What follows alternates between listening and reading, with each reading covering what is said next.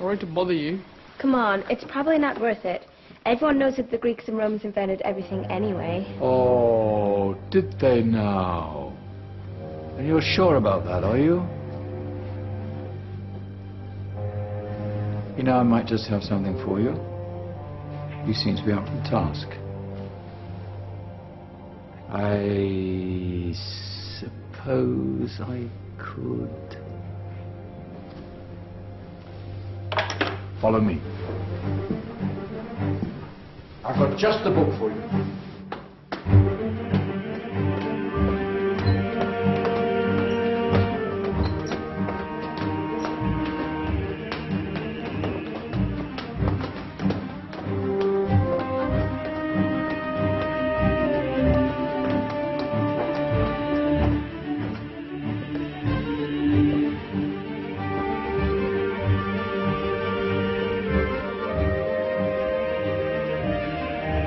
Where are we going? I don't know. Ask him. Excuse me, where are we going? From darkness into light, my young friend. From ocean onto land, there are things you should know. Oh, yes, indeed. Yes, indeed.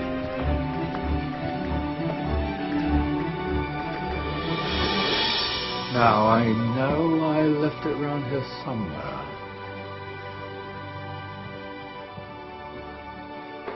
Ah, here it is. Now, take a look.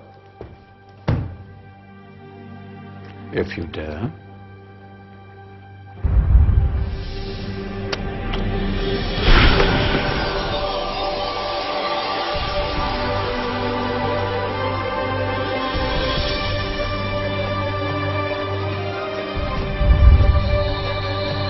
What's going on?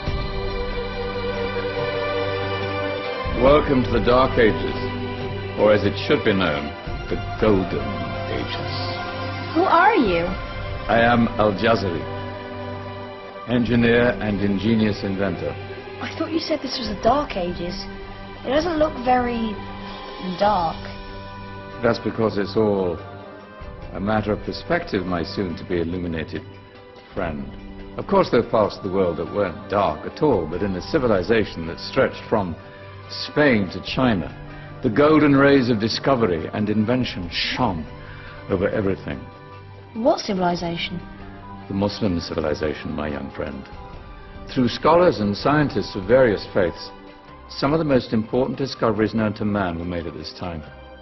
Discoveries that drew on knowledge of the ancients, but have more connections with your modern world than you could possibly ever imagine. Like what? Well, all sorts of things. We've got to get a picture of this. I knew it was a good idea. Who are you? Allow me to introduce Ibn al-Haytham, a great scientist whose ideas led to the invention of the camera. You invented the camera? I laid the foundations for modern cameras by explaining how our eyes work. I found a way of projecting an image onto another surface through a small hole in a dark room, later called camera obscura. Think of all the things that evolved from this discovery. Cameras, cinema, all share the same principle. Cool. Look out below! Who's that? That's my good friend, Abbas ibn Farnas, who gazed up to the heavens, passionate in his belief that man could fly. Whoa. Indeed, he dared to dream about flying 1,000 years before the Wright brothers. Do you know you all take your jet-setting holidays for granted, so it only seems fair to remember Abbas ibn Farnas. Stand by. I'm ready for takeoff.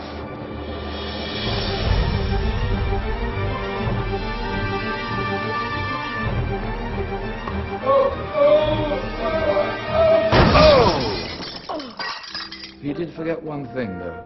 The tail, useful for landing. Ah, my back. Is there a doctor in the house?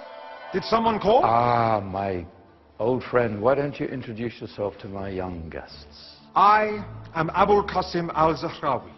Many call me the father of surgery. Did you actually do surgery back then? Of course we did. In fact, many of the surgical tools that I invented are still used in your modern hospitals. Excuse me, a patient needs my attention. Scalpel? I think I may need some stitches. In that case, I'll use catgut. Catgut? From the gut of animals. Perfect for stitching up internal wounds. Your surgeons are still using it today. Sorry, mustache.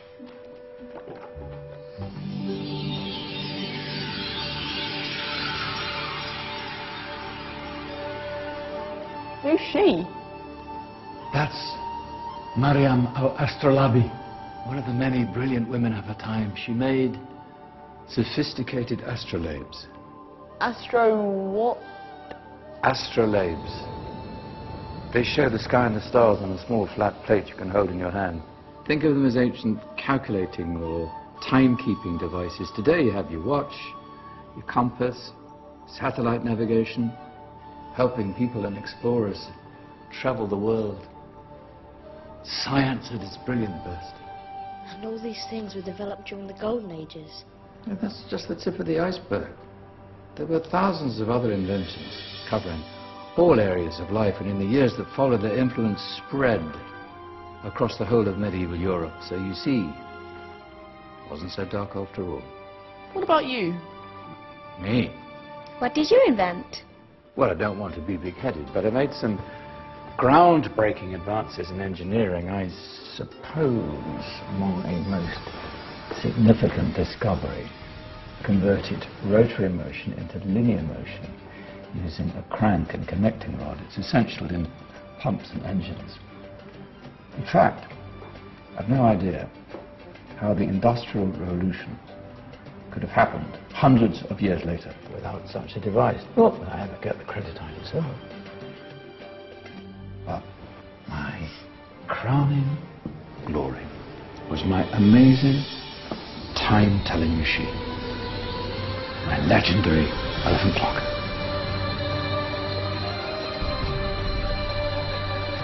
It's a clock. Yes. Dozens of components collected from different cultures around the world. Indian, Greek, Arabian, Egyptian, Chinese. Wow. A United Nations clock. That is pretty cool. Does it actually tell the time? Well, yes, of course. If it wasn't for me, thousands of people would be late for everything. Speaking of time, we better get you back. And remember, spread the word. This was the golden age, and I've only shown you a tiny part of this wondrous time. There are countless other scientists and inventions directly connected to your modern world. You're just going to have to find out for yourselves. No, wait.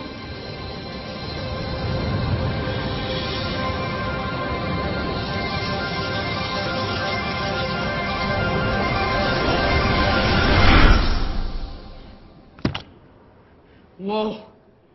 Did you? Yeah. That wasn't quite so boring. Come on, we're gonna be late.